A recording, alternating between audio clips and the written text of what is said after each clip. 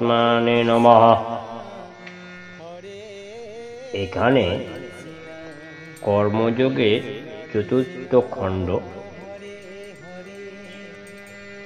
মানুষ উপার্জন না করিলে কেহই কিছুই পাইতে পারে না। এ সনাতনের নিয়ম। আমরা কখনো কখনো মনে করিতে পারি ব্যাপারটা ঠিক এমন নয়, কিন্তু শেষ পর্যন্ত আমাদিগকে পূর্বোক্ত নিয়ম দৃঢ় বিশ্বাসী ও হইতে হয়। কোনো ব্যক্তি সারা জীবনই ধনী হইবার চেষ্টা করিতেও পারে, এই জন্যে সহস্র সহস্র ব্যক্তিকে ঠকাইতেও পারে, কিন্তু অবশেষে বুঝিতে পারে সে ধনী হওয়ার যোগ্য নয়। তখন তাহার নিকট জীবন কষ্টকর ও জঘন্য, সে ধনী হওয়ার যোগ্য বলে মনে হয়।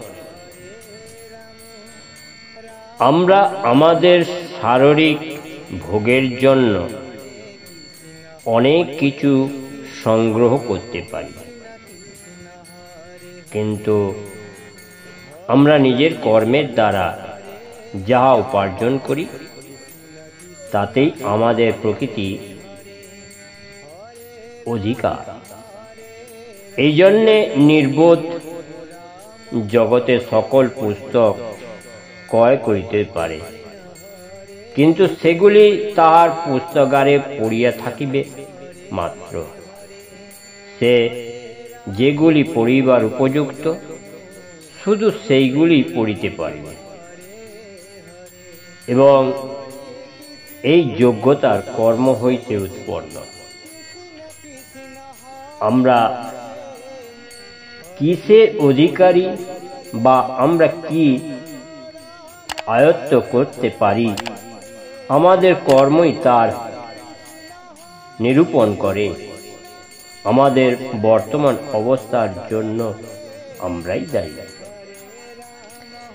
এবং আমরা যা হইতে ইচ্ছা করি তা হইবার শক্তিও আমাদের আছে। আমাদের বর্তমান অবস্থা যদি আমাদের পূর্ব কর্মের দ্বারা নিয়ন্ত্রিত হয়, তবে ইহাই নিশ্চিত সিদ্ধান্ত হইবে যে ভবিষ্যতে আমরা যাহা হইতে ইচ্ছা করি আমাদের বর্তমান কর্মের দ্বারাই তাহা হইতে পারে। অতএব আমাদের জানা উচিত যে কিরূপে কর্ম করিতে হইবে। তোমরা বলিবে, কর্ম কি, কর্ম কেমন? কর্ম হচ্ছে সকল প্রকার ক্রিয়াকেই কর্ম বলা হয়। কর্ম, সুকর্ম, কুকর্ম, এমন কিছু কিছু কাজ আছে যেগুলো সুকর্ম ঈশ্বর প্রাপ্তি হয়, ঈশ্বরের প্রতি ভালোবাসা জাগে, ঈশ্বরের আশীর্বাদ পাওয়া যায়। সেই সব কর্ম করলে আমাদের শুভ কর্মে শুভ ফল পেতে পারি, কিন্তু অশুভ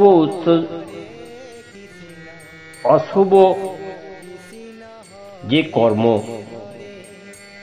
তার উদ্দেশ্যমূলক ভাবে যে করিয়া থাকে তার অশুভ ফল প্রদান বা অশুভর জন্য পাপে পরিণত হতে হয়।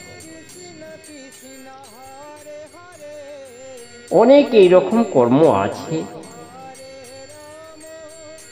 যে কর্মগুলি করলে ঈশ্বরের ভালোবাসা, জীবের ভালোবাসা পাওয়া যায়। এমন কিছু কর্ম করলে উদ্ভিদও আপনার সঙ্গে সাড়া জাগাতে পারে, নিরাকারকে আকারে নিয়ে আসতে পারে। এমন কিছু কর্ম আছে, সেই সব কর্মগুলো শুভ কর্ম।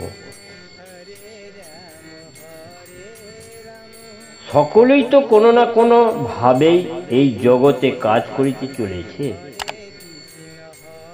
কিন্তু শক্তির অনর্থক ক্ষয় করিয়া একটি কথাও আছে, যে গীতা এবং কর্মযোগের সম্বন্ধে কথিত আছে যে কর্মযোগের অর্থ কর্মের কৌশল, বিজ্ঞানসম্মত প্রণালীর কর্ম অনুষ্ঠান। কর্ম কি করিয়া করিতে হয় জানলেই তবেই কর্ম হইবে সর্বাপেক্ষা ভালো ফল পাওয়া যায়।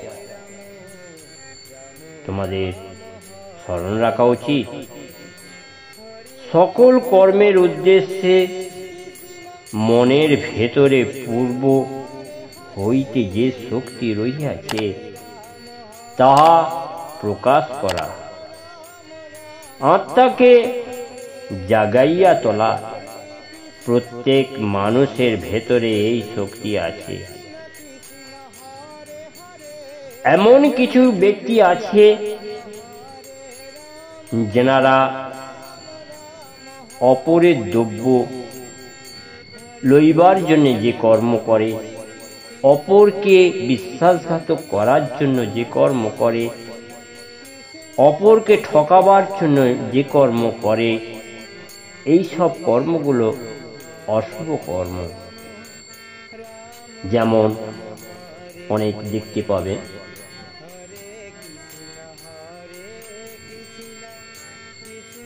অপরের ধান্য বা শস্য তুলে নেয়া, অপরের মৎস্য ধরে নেওয়া, অপরের কে ঠকিয়ে তার কাছ থেকে অর্থ উপার্জন করা, এগুলো হলো অশুভ কর্ম। এগুলো কর্ম, কিন্তু এগুলো অশুভ কর্ম। এই কর্মের জন্যে তার ফল তাকে পেতেই হবে। আর শুভ কর্মের তার ফল, শুভ ফল পেতেই হবে। তাহলে তো চোর, ডাকাত, ছিনতাই এরা তো প্রত্যেকেই কর্ম করেন, তাহলে তাদের জন্য সেই সব কর্মের ফল, তার শাস্তি পেতে হয়। এই সকল ভিন্ন কর্ম যে ওই কৌশল বা জ্ঞানের বাহিরে প্রকাশ করিবার, ওই মহাশক্তিকে জাগরণ করবার আঘাত স্বরূপ।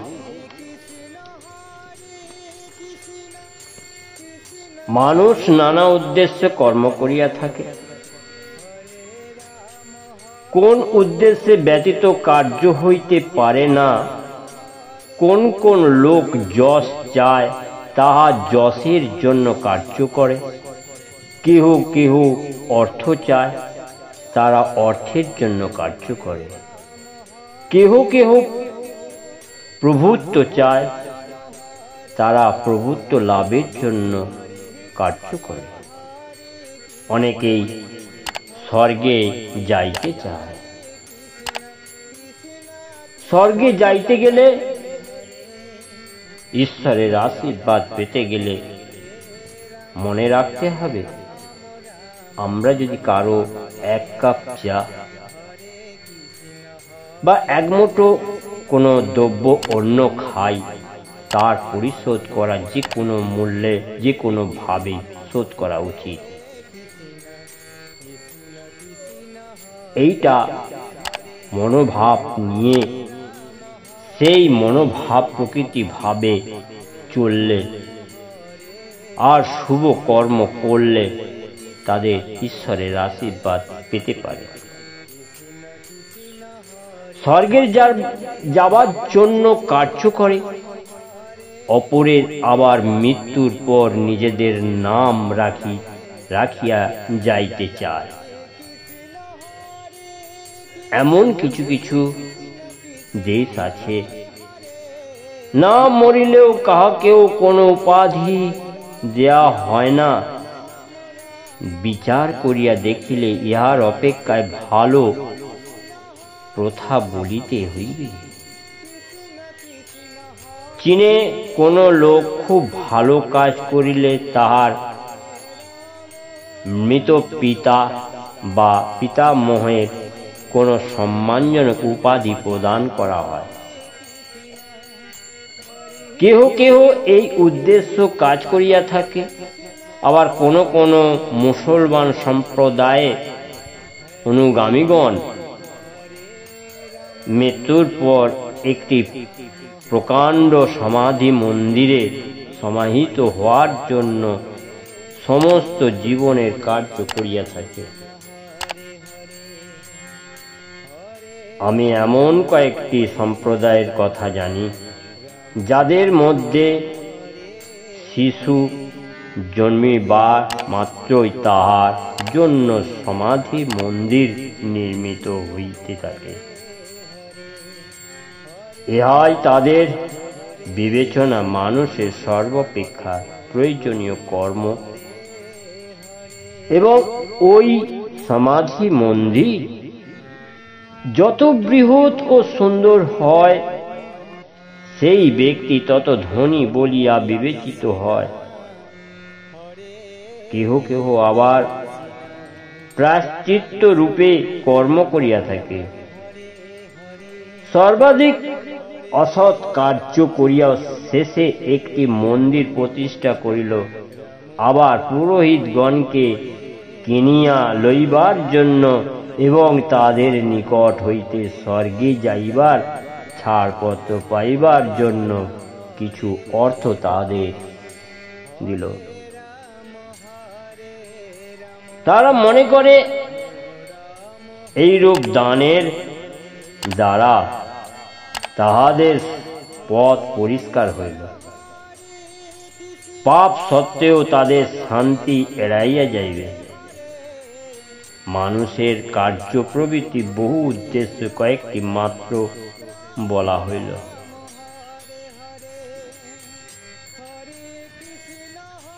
কর্মের জন্য কর্ম করো। সকল দেশে এমন কিছু মানুষ আছে যাদের প্রভাব সত্যই জগতের পক্ষে কল্যাণকর। তারা কর্মের জন্য কর্ম করেন, নাম যশ গ্রাহ্য করে না। স্বর্গে যাইতেও চাহে না, লোকের প্রকৃতির উপকার হইবে বলিয়া তাহার কর্ম করে। আবার অনেকে আছেন যারা আরো উচ্চতর উদ্দেশ্য লইয়া দারিদ্রের উপকার এবং মনুষ্য জাতি সাহায্য করে, কারণ তারা সৎ কার্যের বিশ্বাসী। তারা সদ্ভাব ভালোবাসে। নাম যশ উদ্দেশ্যে কৃতকর্মের ফল কখনো সঙ্গে সঙ্গে পাওয়া যায় না। সচরাচর দেখা যায়, যখন আমরা বৃদ্ধ হই এবং আমাদের জীবনে প্রায় শেষ হইয়া আসছে, তখন আমাদের নাম যশ হয়। কিন্তু যদি কেহ কেহ কোনো স্বার্থপূর্ণের উদ্দেশ্য ছাড়া কাজ করে, সে কিছুই লাভ করে না। হ্যাঁ, সে সর্বাপেক্ষায় বেশি লাভ করে নিঃস্বার্থ কর্মের অধিকার লাভ। তবে ইহা অভ্যাস করিবার সহিষ্ণুতার ও মানুষের নাই। সাংসারিক হিসেবে ইহা বেশি লাভজনক। প্রেম, সভ্যতা, নিঃস্বার্থতা এইগুলি শুধু নীতি সম্বন্ধীয় ও অলঙ্কিত বর্ণনা হয়। এগুলো আমাদের সর্বোচ্চ আদর্শ, কারণ এগুলির মধ্যে মহিতী শক্তি নিহিত ও রহিয়াছে। প্রথমত, যে ব্যক্তি 5 দিন অথবা 5 মিনিটে কোনো স্বার্থ সিদ্ধি ব্যতীত ভবিষ্যতের কোনো চিন্তা, স্বর্গ লাভের আকাঙ্ক্ষা, শান্তির ভয় অথবা ঐরূপ কোনো বিষয় চিন্তা না করা কাজ করিতে পারে, তাহার মধ্যে শক্তিমান মহাপুরুষ হইবার সামর্থ্য আছে। এই ভাব কার্যের পরিণত করা কঠিন, কিন্তু আমাদের